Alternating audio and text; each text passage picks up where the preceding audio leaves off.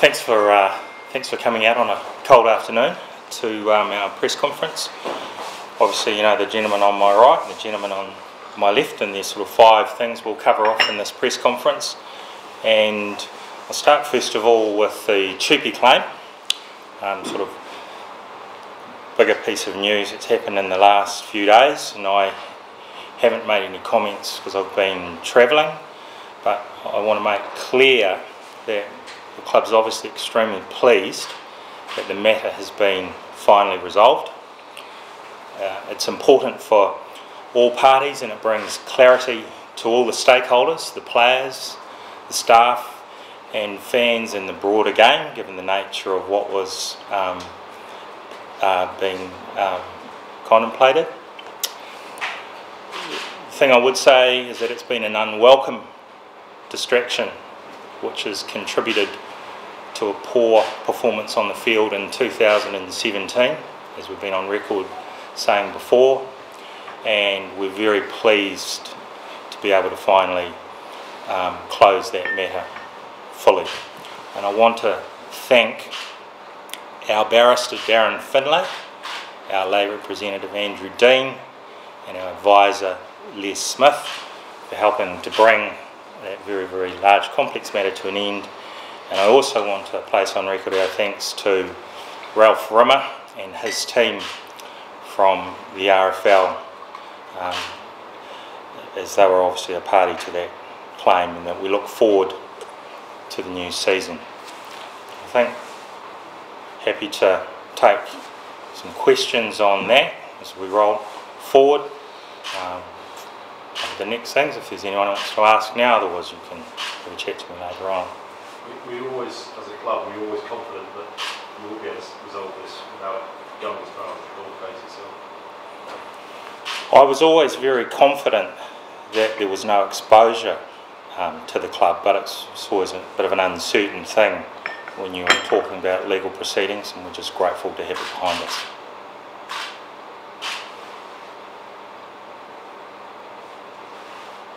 Right. Number 2, we're very pleased to announce dual registration with the Toronto Wolfpack. And the man on my left, he's got 2 feet currently in that camp, but obviously he's been in this camp for quite some years. But we're very excited by what that brings. Obviously, it's a great opportunity. I think the Toronto process is an excellent and exciting addition to the game, and obviously we've gone down and you've gone up, but you know, we'll get to have that arm wrestle on Friday, which is when we play them. I'll take any questions or make any comments. Perfect for you, Brian, I guess, being able to get your players here that are going to get a game with you guys. Yeah, it's very rare you come across the opportunity with such an iconic club as the Bradford Bulls, and they still are. So I think it's exciting for both teams. I think the relationship certainly I've got with JK and Andrew and a lot of people around here should make it easier. It won't always, and always it's available on what your players you want to do. But at the end of the day, we're into putting rugby balls into kids' hands, and both Toronto and Bradford Bulls have that principle. And if we can help each other by giving people games of rugby when they need games of rugby, then it's a win for everybody. We clearly had a big squad, and we will look to play our people that don't quite get a game with us, with the Bulls. But it's a two-way thing. The Bulls are progressive as well, and a fabulous academy. I watched them yesterday at Dewsbury, which is predominantly a young team, and so the pulse that I've always recognised to be here is a fabulous relationship for us, because we want to be where the Bulls have been and will continue to go to, in my opinion. And I just think it's one of those situations where 1 + 1 = 3, and that's our mantra. How important is it, the coach's relationship, the fact that you know John's going to look after your players. So lots made about dual reg, but if you know your players are in good hands, it must make it, like you said, a no-brainer for you. Really. It certainly helps. We've got a couple of young people. We've got a young Canadian international and a USA international that are still learning the game in essence, and we have a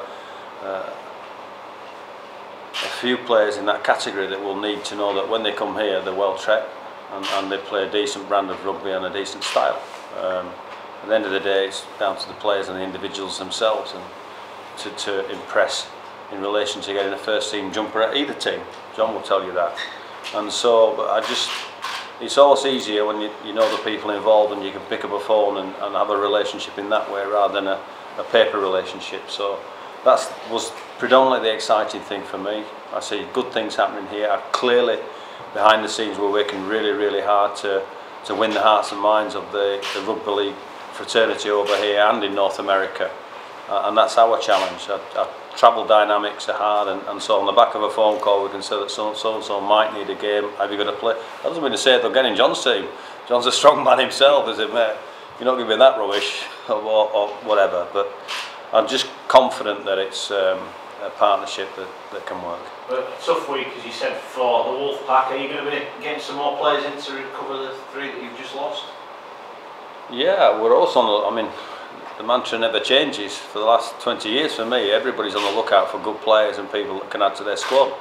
And we're no different. We were no different before players decided to go their different ways with our club. So, yeah, I think part of the bigger picture and dual registering and things like that is that we need to give players an opportunity. We have more and more people playing rugby league, and that will help all of us.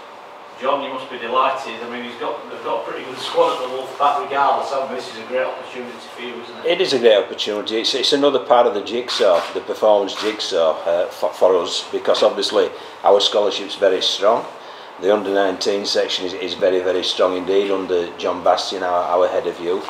And then this is another piece of the jigsaw that fits into the performance strategy for the first team. And it does help that I know Brian so well, and we know we've worked against each other, with each other for a number of years, and there's a trust there. And I think that's a central element to any dual registration. It's got to be honesty, openness and a trust, and there's certainly that there. And I see it will benefit the Bradford Bulls, but it will also benefit the Toronto Wolfpack as well.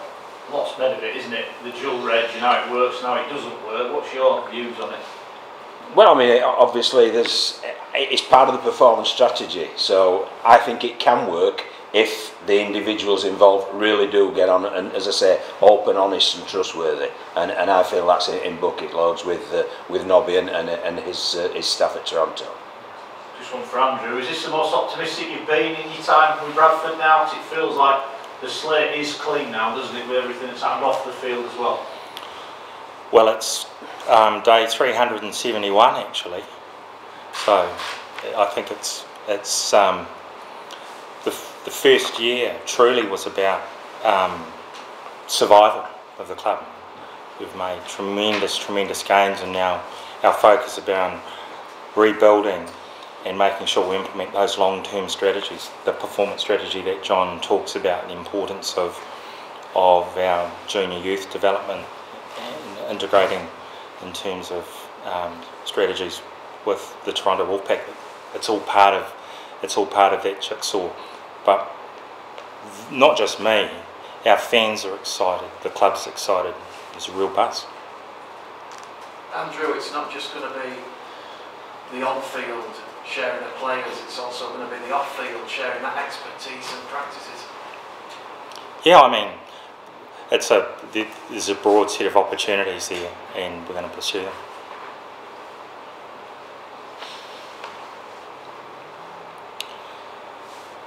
So our third announcement is our reserve team. So we flagged previously our intention to operate a reserve side.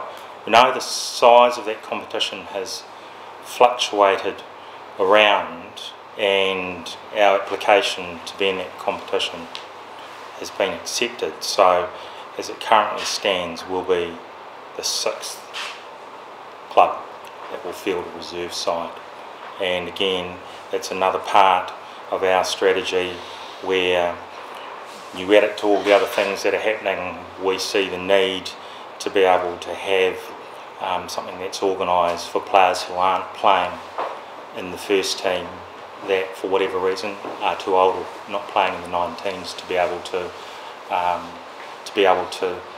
be on field and playing. So we'd said we'd do it, and that approval's come through, so we're looking forward to operating in that competition. We think it's important, we see the need and the gap. And as I say, I think that's another jigsaw part put together, and it's something that I've gone public many times before about this, that I don't think we did ourselves any favour as a game by disbanding the reserves. I think it was short-sighted, and I think this, with the dual reg, the reserve team, the 19s, the 16s, the scholarship, I think straight away you've got a development pathway for local talented players, and you've also got the opportunity to bring people in along that pathway in order to integrate them into what I hope will be a very successful and progressive first team, not only at League One but in years to come in the higher divisions as well. What are your thoughts, Brian? Because of course you'll remember the good old Bradford Northern Colts. Colts reserves and first team. I think some of us have been banging that mantra for about 15 or 20 years since they disbanded the reserves, particularly on the Colts. It's not reinventing the wheel. My sentiments lay where John's are. I think it's a no-brainer for the game that we somehow got to, whilst Andrew's saying there's 6 teams, we've got to get ourselves to a position where every team should run a reserve grade and have a look at where career paths, because whatever involved with it, if you want this game to be sexy again and we want kids to have an opportunity, you've got to show them the career path that they can go through. And I remember 2,000-3,000 people down here watching our reserve grade because of the players that were playing in reserves, as well as the accompaniment of a couple from West Bowling on trial, or Dudley Hill on trial, or Queensbury on trial, and giving opportunity to the local amateur players is massively important to me. So it's an exciting day, it's a good day with regard to the whole all-round strategy of developing a quality team here at this club.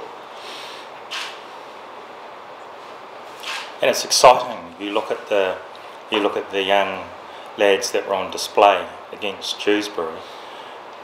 It would be horrible to think that the players coming through with that quality get lost because we're not able to adequately accommodate them. Well, the average age, I've been reliably informed, was 20 years 4 months of that side yesterday, and that included the old man Alex Brown, who's 30, so he bumped it up anyway. So you can see there that they've got to have somewhere to play. We aren't a big enough game to discard players. We've got to be a game that's inclusive and that develops players, and we're looking after our own backyard and ensuring that we can do that with these announcements, and obviously the strategies and then the implementation of those strategies. Andrew, have the RFL disclosed how the reserves structure is going to run in 2018?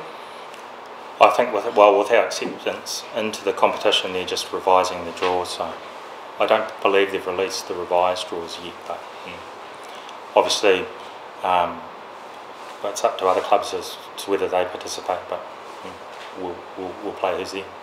Andrew, a lot's made about cost being a reason behind teams not running a reserve structure. I'm guessing obviously that's a factor for you guys here, but I'm guessing it's not that expensive. Oh, everything costs at the end of the day, but you've got to balance. You've got to balance that up in terms of all your objectives. Players don't develop by playing PlayStation or watching videos. You know, they've got to be practicing their wares. They've got to be trained. They need opportunities to be able to do that. And I mean, certainly, look at the Southern Hemisphere. You know, where they've historically had a reserve grade, then they've changed it to the 20s, and now they're looking at modifying it again because they're recognising, you know, that that's too young. That there has to be an ability to be able to play players because it costs so much to bring them through and avoid losing them to the game. So, I mean, at the end of the day, these players are investments. I honestly believe with the current system, prior to reserves and dual, etc., you wouldn't have seen Jamie Peacock become an established international and have the stellar career that he had. Jamie was over 20 when he really broke into the first team, and just look what he achieved. And we've got to provide that opportunity for players to play rugby league, and we are doing.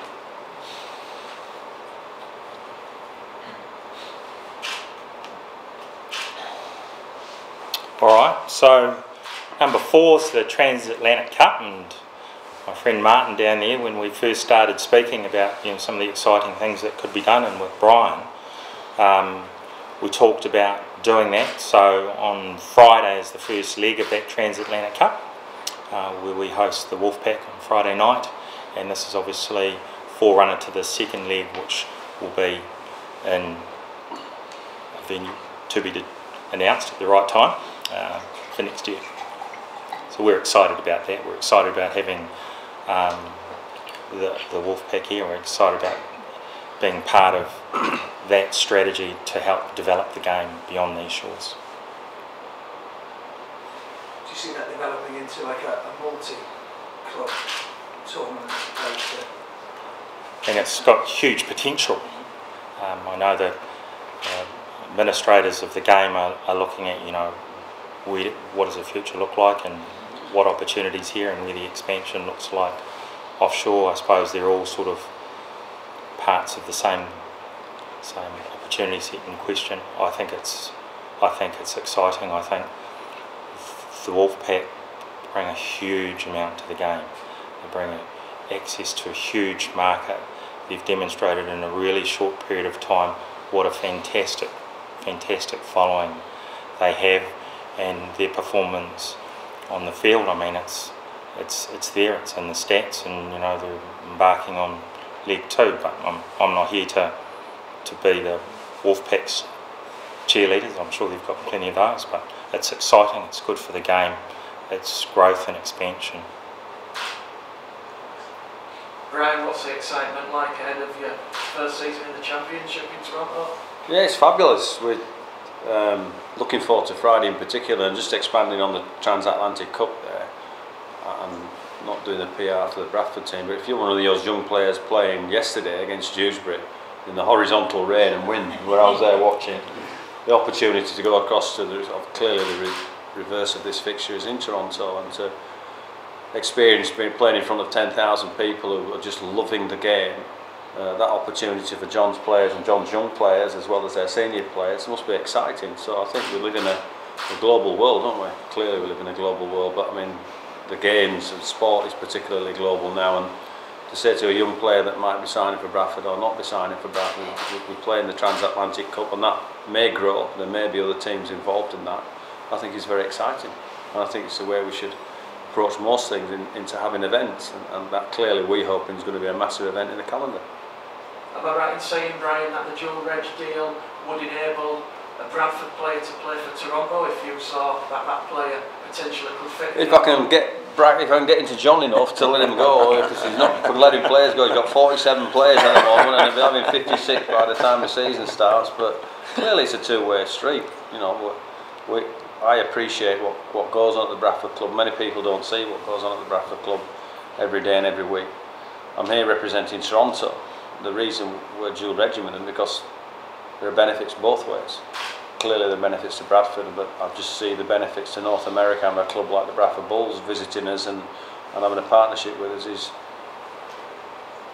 is where we want it to go. We're clearly into sharing the game. We understand the game. We want people to experience the excitement that the people in North America have got for this great game of ours. I don't think they know what's going on. They think it's a cross between MMA and NFL, but they just absolutely love it, and I'd love more and more people to share that experience. And one of the reasons for the dual registration is clearly the relationship with John and Andrew. We need to get it right where people are playing and where they're not playing.